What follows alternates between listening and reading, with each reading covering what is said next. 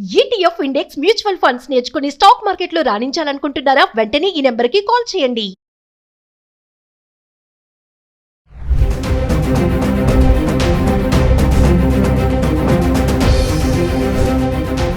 Hi hello నమస్తే, welcome back to Suman TV. ప్రస్తుతం మనతో పాటు ఉన్నారు consumers affairs committee chairman Mandari Krishna Reddy గారు. నమస్తే సార్. నమస్తే అమ్మా. సార్, మరి ట్రంప్ గురించి మనం చాలా వీడియోస్ మాట్లాడుకున్నాం. మరొక్కసారి ఏంటంటే ఇప్పుడు ఓపీటీ కానీ, H4 కానీ, H1B వీసా కానీ ఇంకా కొంచెం స్ట్రిక్ట్ అవుతున్నాయి రూల్స్. వీసాలు అంత తొందరగా రావు, మొత్తం చెక్ చేస్తే కానీ వీసాలు కూడా అందించబడవని చెప్పి కొన్ని ఆర్టికల్స్ చూస్తున్నాం. మరి ప్రస్తుత పరిస్థితి అక్కడ ఎలా ఉందంటారు? నిజంగానే వీసాల పరిస్థితి ఇలానే ఘోరంగానే ఉంది అనుకోవచ్చు అంటారా? చాలా ఘోరంగా ఉందమ్మా. అసలు విదేశాల నుంచి అమెరికా వెళ్ళేటువంటి పరిస్థితుల్లో గతంలో ఉన్న పరిస్థితి కన్నా ఇప్పుడు పరిస్థితి ఒక రకంగా చాలా క్లిష్టతరం అయిపోతుంది రోజు రోజుకి.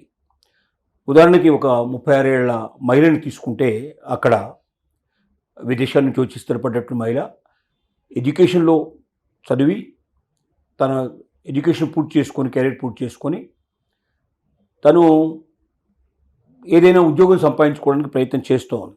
భర్త అక్కడే ఆల్రెడీ H1B వీసాలో ఉన్నాడు. అతను ఆధారంగా అక్కడికి రావడం జరిగింది.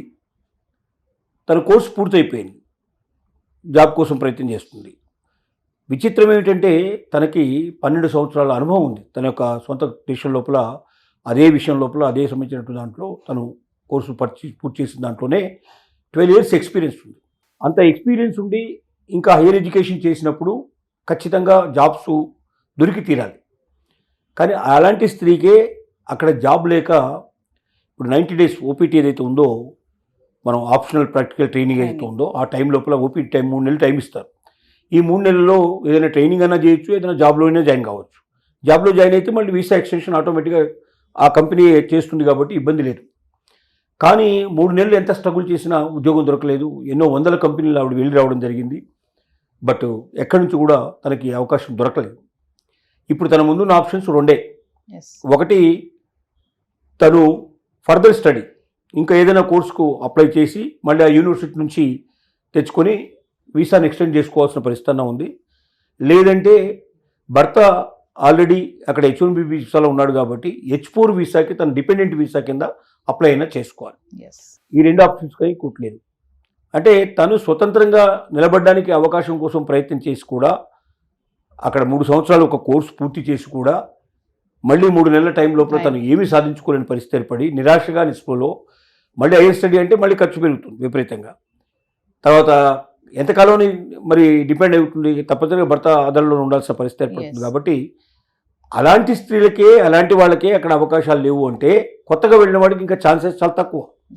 12 years ఎక్స్పీరియన్స్ ఉన్న వాడికే ఉద్యోగం దొరికే పరిస్థితి లేదంటే ఫ్రెష్గా ఒక గ్రాడ్యుయేషన్ చేసి లేదా ఒక పోస్ట్ గ్రాడ్యుయేషన్ చేసి ఉద్యోగం కావాలనుకుంటే దొరికే పరిస్థితులు లేవు. దీనికి తోడుగా వీసా దాంట్లో ఏం చెప్తున్నారంటే అన్ని రకాల చెకింగ్స్ పూర్తయితే తప్ప వీసా ఇవ్వడానికి వీలు పడదు. అన్ని రకాల చెకింగ్స్ అంటే మనం ఇంతకుముందు అనుకున్నాం, వాళ్ళ సోషల్ మీడియాను కూడా పూర్తిగా కంప్లీట్గా చెక్ చేస్తారు.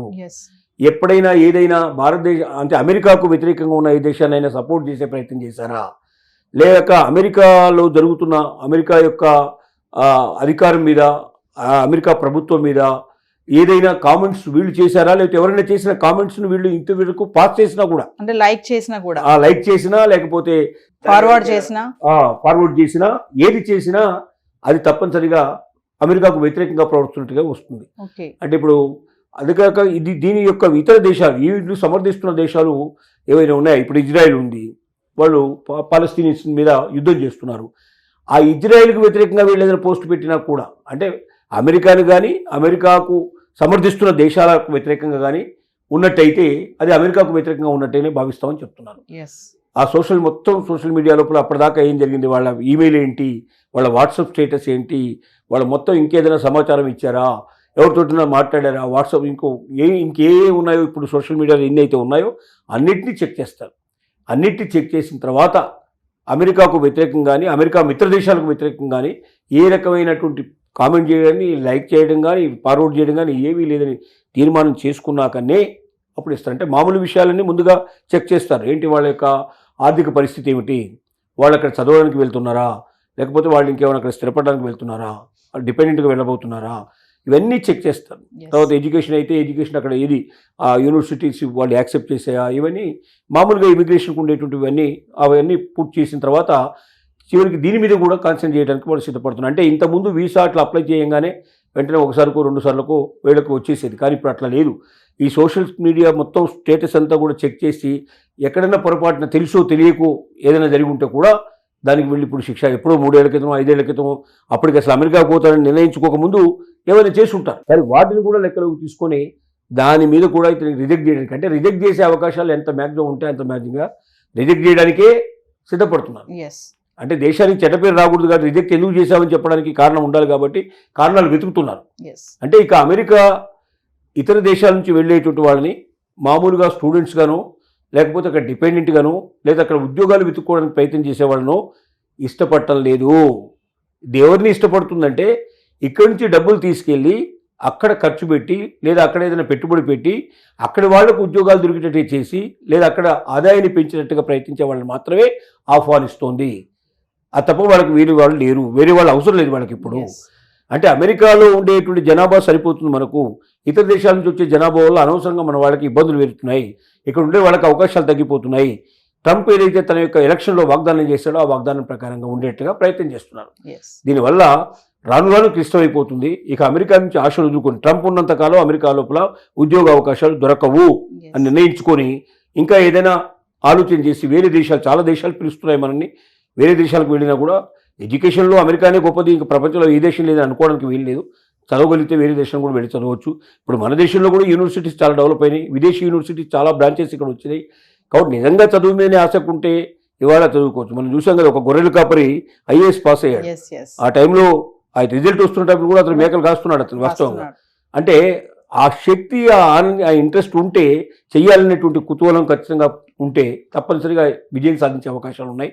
అందువల్ల అమెరికాలోనే ఏదో నేర్చుకోవాలి, అమెరికా అంటే జనరల్గా ఎందుకు పోతున్నారు అమెరికా అంటే అమెరికాలో ఏదైనా ఉద్యోగం దొరికితే అక్కడ బాగా డబ్బు వస్తుంది, Yes. స్థిరపడవచ్చు, హాయిగా భారతదేశానికైనా తీసుకొని రావచ్చు అనే కోరికతో వెళ్తున్నారు. కానీ ఆ కోరిక ట్రంప్ ఉన్నంతకాలం నెరవేరే అవకాశం లేదు. ట్రంప్ తర్వాత కూడా ఎక్స్టెండ్ చేసినా ఆశ్చర్యపడాల్సిన అవసరం లేదు. ఎందుకంటే అమెరికన్ పౌరులందరూ హర్షిస్తున్నారు, మెజారిటీ పీపుల్ హర్షిస్తున్నారు దీనికి.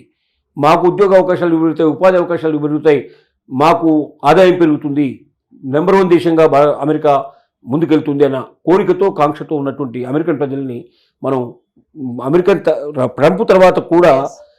వచ్చేటువంటి వాళ్ళకు కూడా ఇలాంటి వాళ్ళని ఎన్నుకోవడానికి ప్రయత్నం చేసే అవకాశాలు ఉన్నాయి. కాబట్టి అమెరికా గురించి ఆశలు కూడా మంచిది అని మనం తెలియజేస్తున్నాం. సో మరొక విషయం ఏంటంటే, మామూలుగా అక్కడ మన పిల్లలు ఉన్న వాళ్ళ దగ్గరికి పేరెంట్స్ వెళ్తూ ఉంటారు కదా, విజిటింగ్ అంటారా, డిపెండింగ్ వీసా అంటారు దాన్ని. అంటే అక్కడికి వెళ్ళినప్పుడు 6 నెలలు 8 నెలలు ఉంటారు. ఆ ఉన్నటువంటి ఆ నెలల్లో వాళ్ళు మామూలుగా వేరే ఏమైనా పనులు చేసుకోవడానికి ఛాన్సెస్ ఉంటాయా? అస్సలు అవకాశమే లేదు. ఎందుకంటే మనం విజిటింగ్ వీసా తీసుకుని పోతారు, సహజంగా వెళ్ళే వాళ్ళకి విజిటింగ్ వీసానే ఇస్తారు. విజిటింగ్ వీసా మీద వెళ్ళి అక్కడ పనులు చేయడానికి అసలు అవకాశం లేదు, ఆస్కారం లేదు. ఒకటి అక్కడ జాబ్ కోసం మొట్టమొదటి అప్లై చేసుకుని జాబ్ కన్నా వెళ్ళాలి. అంటే అక్కడ ఎవరైతే కంపెనీ ఉన్నారో కంపెనీ వాళ్ళ దగ్గర నుంచి వీసా కూడా వాళ్ళే ప్రొవైడ్ చేస్తే మనం వెళ్ళాల్సిన అవసరం ఉంది. లేదంటే ఇప్పుడు డిపెండెంట్ ఎవరైతే ఉన్నారో పర్సన్స్, వాళ్ళు ఎందుకు పిలుస్తున్నారు, మమ్మల్ని మా విజిట్ చేయడానికి వస్తున్నారు, మమ్మల్ని చూసుకోవడానికి వస్తున్నారు అని చెప్తున్నారు తప్ప 6 months కన్నా ఎక్కువ ఇవ్వరు వాస్తవంగా. Yes. అంతకన్నా ఎక్కువ ఇవ్వాలంటే అక్కడ ఏదైనా కారణం బలీయంగా ఉండాలి. ఒక హెల్త్ బాగాలేకపోతే, అక్కడ ఉన్న వాళ్ళు హెల్త్ బాగాలేకపోతే వీళ్ళు సాయం చేసేందుకు వెళ్తున్నాను, ఇంకోనో రకంగా వీసా ఇవ్వడానికి, వీసాని ఎక్స్టెండ్ చేయడానికి అవకాశం కల్పించాలి. అంటే వీసా 10 ఏళ్లకు ఉండొచ్చు, 25 ఏళ్లకు ఉండొచ్చు, మనకు 10 ఏళ్ళకి 20 ఏళ్ళకు కూడా పొందినట్టు వాళ్ళు ఉన్నారు. కానీ 6 months అనేటువంటి ఒక బేసిక్ ఉంది. 6 months దాటి బిహైండ్ అంటే మళ్ళీ దానికి అప్లై చేసుకోవాలి, దానికి కారణాలు చూపించాలి. అవన్నీ కూడా వాళ్ళు యాక్సెప్ట్ చేస్తే కానీ ఇస్తారు, లేకపోతే ఇవ్వరు. సో ప్రెజెంట్ సార్, ఇప్పుడు వెళ్ళాలనుకున్న వాళ్ళకే కానీ అక్కడ ఉన్న వాళ్ళకే కానీ మీరేమైనా చెప్తారా? అంటే అబ్రాడ్ ఎడ్యుకేషన్ కోసం వెళ్ళాలని, ఇంకా ఇంత సిచ్యువేషన్ ఉన్నా కూడా చాలా మంది ఇంకా వెళ్ళాలి, అక్కడ చదువుకోవాలని అనుకుంటా ఉంటారు. పేరెంట్స్ కూడా కొంచెం అవగాహన లేకుండానే పంపిస్తున్నారు. మనం చెప్పేది అదే, వీలైనంత వరకు అమెరికా ఆలోచన మానుకోండి. అమెరికాలో ఇక భవిష్యత్తు ఉండడం చాలా కష్టం. ట్రంప్ తర్వాత కూడా వచ్చే వాళ్ళు కూడా ఇదే పాలసీలు అనుసరించాల్సిన పరిస్థితులు ఏర్పడతాయి. కాబట్టి అమెరికా కళను మానుకొని భారతదేశంలోనే వాటిని సాకారం చేసుకోవడం ఎట్లా అని ఆలోచించడం కానీ, లేదా ఇంకేదైనా దేశానికి వెళ్ళి రావడం కానీ ఆలోచన పెట్టుకుంటే మంచిది. Yes. Thank you, sir.